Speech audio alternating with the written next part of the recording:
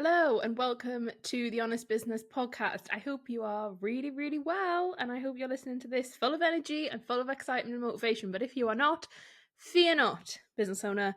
I'm here and I will help you, and hopefully we can go through this step by step and figure it out. Because today we are talking about what to do when you lose your revenue overnight, / what to do when you're making less money than you used to, navigating a revenue dip, all of the kind of things that come into this idea of we're losing money, we're losing revenue, it's not on the plan, it's not something that we kind of thought was going to happen. What do you do? So if you're listening to this and you are here because you're in a bit of a crisis period, or you're in a bit of a mode of like, I don't know what to do, hopefully this can help you and calm you down. And if you're listening to this because you listen to the podcast every week, and thankfully this isn't an issue you're facing right now, I hope this is helpful to have in your back pocket and to kind of have stored away in your brain in case it does kind of come around. So I am going to try and make this short. I'm going to try and make this practical. I'm going to try and make this very sort of to the point where possible. First thing I want to say is, if you lose your revenue overnight, that is a sliding scale. So for some of you, that's going to be a big client pulled out and you now have got this massive gap of revenue. Some of you might be talking your whole revenue's been lost overnight because of X, Y, and Z reason. And that could be so many different things. It could be external factors. It could be internal factors. It could be something that you have zero control over. It could be something that you've predicted might have happened. It could be to do with something in the media or some kind of press issue. Like, there are tons and tons of different reasons as to why you might have lost your revenue overnight. I want you to think about, why has this happened? So I need you to identify really clearly, why did you lose some revenue overnight? And I want you to maybe dig a bit deeper, because for sometimes the reason is like one thing, but then actually if you dig a bit deeper, the real reason, the true reason is underneath it. So I want you to think about, why has this happened? Like, what has made this occur? Was it in your control?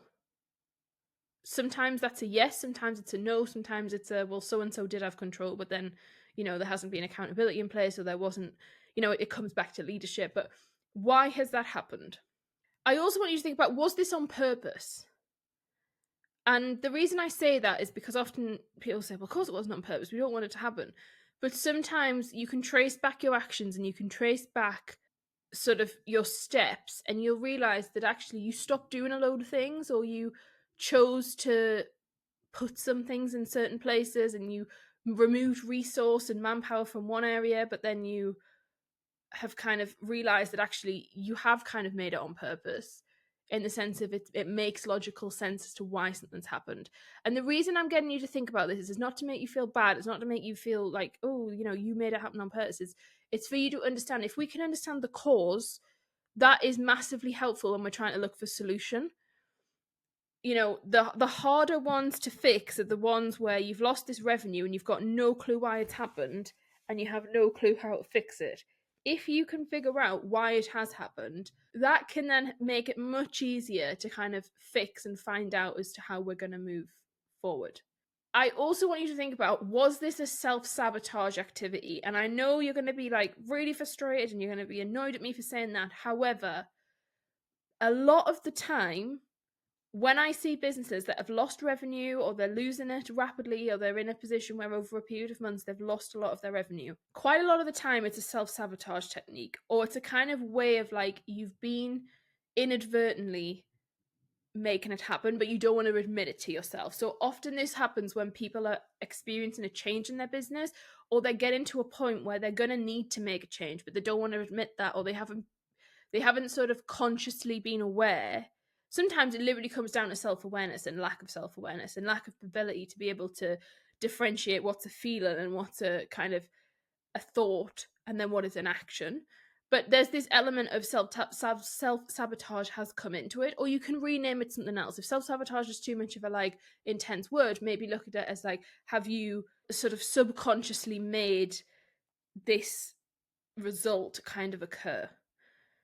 And again, this is a real challenge for you with your emotional intelligence. If you're in this point right now, this is a season for you to really lean into your leadership, your emotional intelligence, to test yourself, to test your duality, to test your ability to hold multiple things at once, to test your ability to be really honest with yourself, to test the ability for you to not blame yourself for things, but to still take accountability for something. And this is really, really important, because if you sit in the victim mindset, whether or not it's your fault or not, you will struggle to get out of this. If you come at it from a like, right, what are we going to do? What's the next step? How is this going to work? That's how you're going to get out of this. And it's how you're going to do it with grace, and it's how you're going to do it and, potentially even enjoy the process. There, you will gain nothing from sitting in victim mode. You will gain nothing from sitting in this kind of like, oh, this is so sad, this is so annoying, I'm so annoyed, this is unfair, everything happens to me. All of that rhetoric needs to go in the bin. You need to just like put it somewhere else. I'm not saying you can't feel your feelings. I'm saying you feel them and then you place them somewhere, and you can go back to them, and you can go back to them every day if you want. But you have to be able to differentiate and separate from that to you as a CEO, or you as a founder, or you as a director, or you as a business owner within your business, and be able to move your business forward, because your business is a beast. Your business is a living and breathing thing that is not connected to you. It does not belong to you necessarily, and it can be a thing on its own. And therefore, your emotional capacity does not need to be brought into the business. Now, that is not me saying that you've got to be heartless and that you have to be some kind of robotic thing. And it's not me saying you can't have feminine energy. And it's not me saying that you can't bring, what you love into the business. But sometimes during periods where, if you're in a crisis mode, or in a period where you've got to really get your head down, sometimes you have to really look at things strategically and step by step as a plan of moving forward. From a practical perspective, if you're in this position, I need you to figure out, is this a pivot moment? So is this a moment for you to say, take stock of things and say, actually, I didn't like doing that and I didn't want to do that and I wasn't really sure on that, so I'm going to, we're pivoting somewhere else? Or is this a head down moment? Is this a head down moment of like getting a solid strategy, doing all the action we need to do to get us out of this mess? And you need to know which of those two camps you're in, because depending on which camp you're in depends on the activities that you therefore undertake to move forward. So for most people, if you lose your revenue overnight, it is a head down moment. It's a like, right, get focused, get clear, remove all of the fluff, get rid of the tasks that people are doing that is not conducive to getting more sales or to getting more revenue, and instead focus all energy and perspective onto that and get us to a certain point. If you're pivoting, that is like a separate piece. That's a separate kind of venture to go down. In your head down moment, I need you to get really clear on, what do you need cash flow wise? So what money do you need? What money do you need to survive this week, this month, and in 3 months' time? Look in the sort of 90-day perspective. Understand the money you've got coming in, the money that you're still owed from, suppliers, people, anybody that you contractors, anybody that is owing you money. Understand what money is going out and get really clear on that. Like, you need to know your numbers on this. So sit down and get really clear on all of your numbers. I mean, in terms of what's coming in, what's going out, what cash flow have you got? Look at the bank and understand, have you got a buffer in there? Have you got an emergency fund in there? Have you got money that's sat there for this kind of thing happening? If so, great. If not, and most people, if the answer's no, most people will come and say, no, we haven't. Then we need to look at, how much money do you need? And I need you to figure that out. Like, how much money do you need to make in the next month or the next week or for the next 3 months, month by month, to enable you, and I want 3 numbers, to survive, to thrive, and to grow. And those 3 numbers you really need to understand of, okay, well, if we hit that, we'll survive. If we hit this, we can grow. We can sort of thrive. And then the next number is like, we can grow and we can continue on with our growth plan that we've been deciding to do and have been focusing on for whatever length of time. The reason you need that growth figure is because what can happen here is that this idea of you've losing revenue overnight, that can derail a business and can cause them to sort of lose sight of their strategy and get off the path that they were on for a whole year or for multiple years. And it doesn't have to happen, but often if the vision is lost and the founder's got a whole emotion thing going on and the CEO's feeling like all sorts of things are happening, then things get derailed and projects move on and sort of attention wavers and attention goes elsewhere. So in order to stay focused on what the goal of the business is and what the mission of the business is, we need to look at this as like a brief thing in time. It's like a brief little blip that we have to recover from. Once we've recovered from, we continue on the path. This is if you're in the like head down moment. And so if that is the case, having structural numbers in place will help you as a checkpoint and almost as like a KPI of you be able to track, okay, well, this is this and this is that. And so once we're here, we're at this point. And you must understand those numbers. Now, if you're in a position where you're like, I need cash, mate, like we need cash as a business, what are we going to do? Let's just run through some quick cash generating options that you could utilize. These are obviously going to change depending on your business, your industry, kind of why you've ended up in the situation that you're in. But some of the proven, tested things that work for generating cash relatively quickly are: you could create a new offer and service and promote that and go out and sell it. And typically it could be something that is kind of helping against all the objections you get. So if you've got a load of people that you know want to work with you, but can't work with you because of cost or because of time commitment, or for whatever reason it is, you could create a one-off short-term offer that solves that. These can be small offers, they could be sort of micro experiences, but some kind of thing where it's like a new offer that can bring cash flow in. The other thing you want to be doing is looking at, right, our existing clients, can we upsell any of them? Now, I think you've got to be really careful with this. I don't love this idea of just going after and trying to get more money out of the clients you've got. However, there is often clients in your business who want more from you, who are happy to buy more. They're sort of itching for it, but they don't know where or how that's going to work. So if that's appropriate, having conversations about, adding additional things on, is there further services you can offer them? Can you offer some sort of done for you thing? Like, where can you offer further support? The biggest one I would suggest you do is you get your lead tracker up and you look at your sales funnel and you look at who is in your sales funnel and you go back through leads. And depending on how severe the situation is, you're either going back 6 months or you're going back to literally the start of time from when your business began. And you go through and you look, and this is why your data is so important and tracking it is really important. I want you to go through all your leads and one by one figure out, how can I help this person? How can I add value? Where can we support them? And then if the answer is no to those, because sometimes people say to me, well, nobody wants that, or the answer is no, it's okay. Who do these people know who can help me? And there is a point where, depending on the situation, you can be open and vulnerable and say, hey, we're in a really rocky patch. We'd love to support some more people. Who have you got in your network that I could speak to? Who do you know that would really benefit from our work? Or I am looking to speak with X person. Do you know that person? Would you be able to give me an intro into them?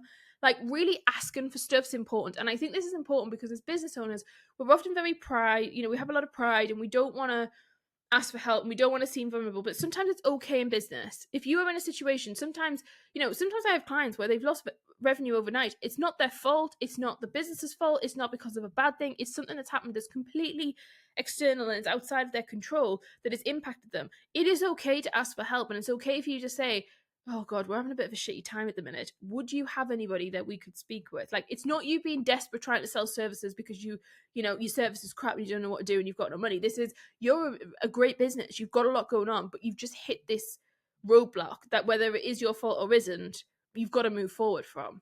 So calling on your community, calling on your network. The other thing I would suggest is connecting with other people. So can you joint venture with someone? Can you get access to somebody else's group of people? Because often people will say, what's their biggest sales issue? It's access to quality leads. Okay, well, how do we look at that and how do we fast track that?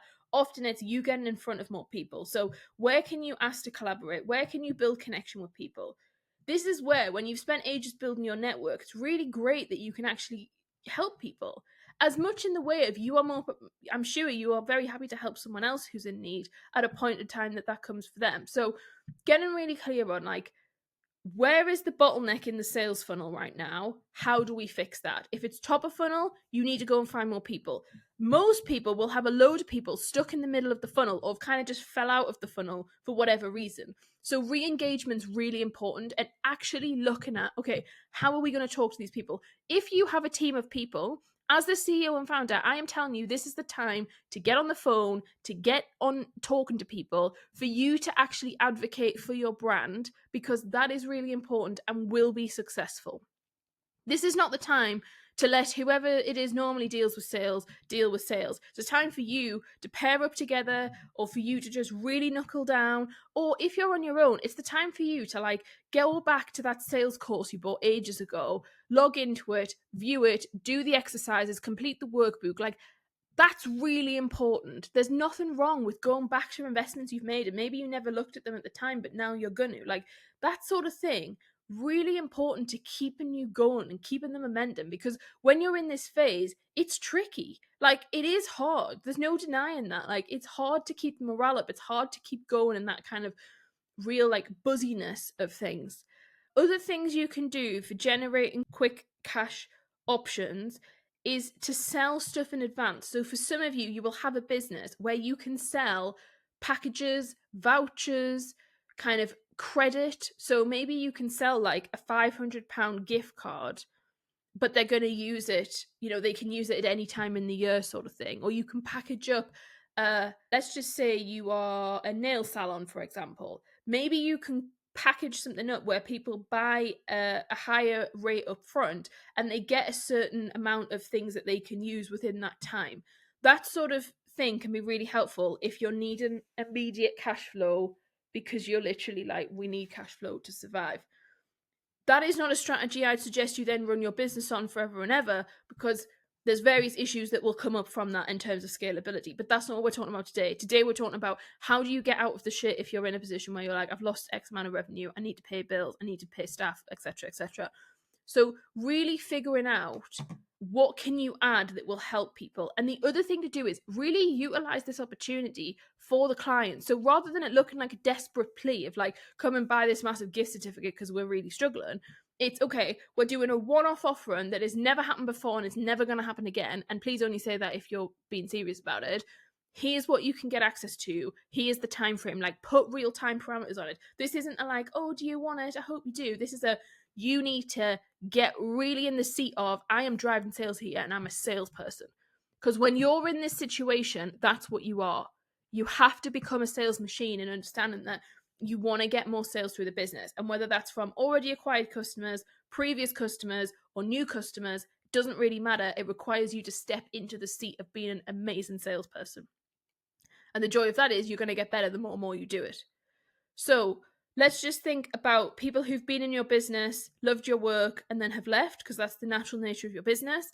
I then need you to look at, okay, how do we go back to the happy clients, and can we find work that would be really beneficial for them to do? The answer to that is normally yes. If you have a service-based business, there's normally a reason. If they worked with you a year ago or 4 years ago, they're probably going to want to come and work with you again, and there's probably updates and changes and things that you can work on together. So really, just, this is a real moment for sales. It's a real moment for you to explore what that looks like and how that all comes together. And I just want to remind you that you are not alone if this is the case. Like, people don't talk about this enough, but like, I see behind businesses and I can tell you this happens all the time. Like, people lose revenue, they lose clients. If you are in the public sector and you are a contractor or a supplier, I know that this can be something that really comes up a lot, and I've had clients where this has happened. I also want to remind you that, like, this stuff can happen without it being your fault and can happen frequently. And this is why you build certain different arms to your business in certain different areas that will help mitigate that. And that's a separate piece of work that, I help with businesses to do who do experience this a lot. But you are not alone if this has happened to you.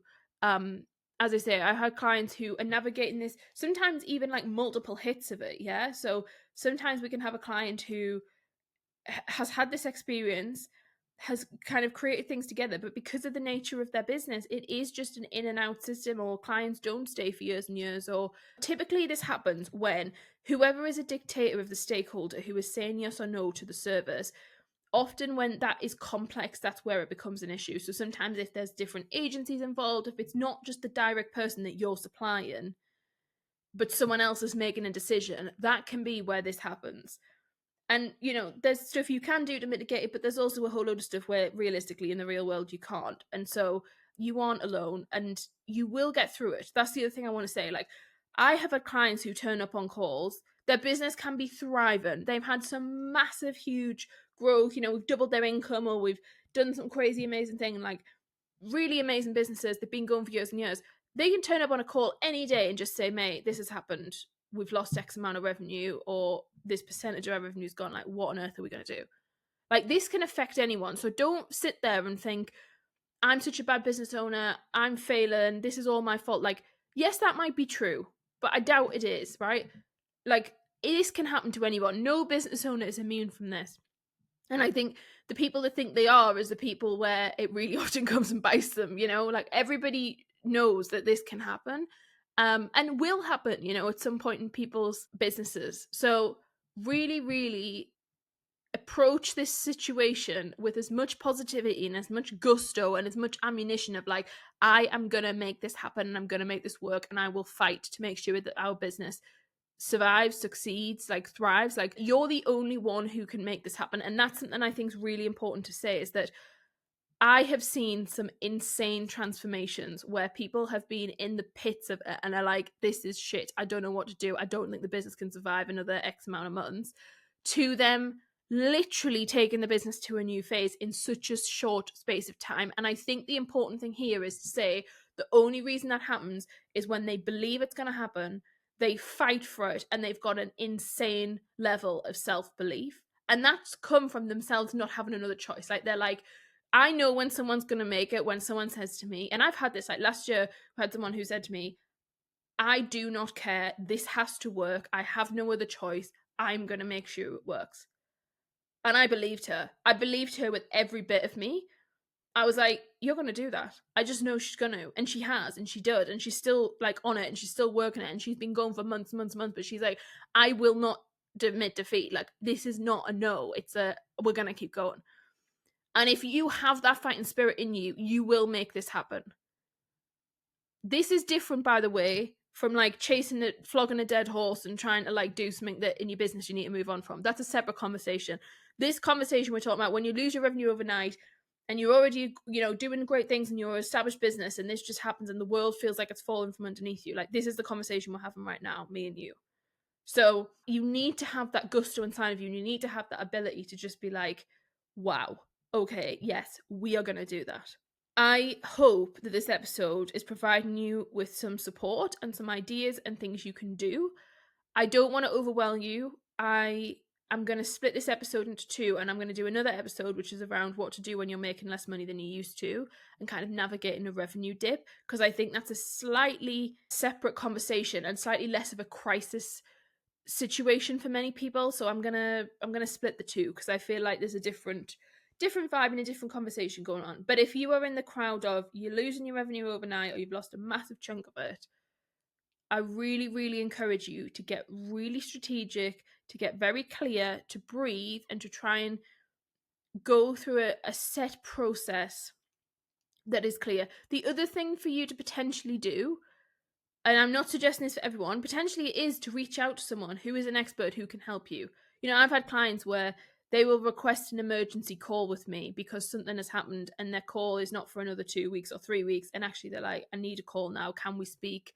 And I've even done it on like a Saturday, for example, or like, it depends on the situation, depends on the client. But like, many people will have an out of hours rate, or they'll have some kind of offering for you. It's probably not advertised, but that is something that does happen. And if you're someone that's thinking, I just don't know what to do here, like, I don't know how to go at it, if you know someone and there's someone you trust in terms of who has strong business acumen, who is very good at what they do, or can, you feel like they can support you, I would potentially say that having a call with them does make sense. And I know that's a very difficult one when you're coming to the call thinking, I've got no money and I don't know what to do, and that's a shit show. And then you're then for spending money. And typically, if you're going to get someone decent, which do not do that if you're not going to speak to someone decent, because I think it's a waste of money.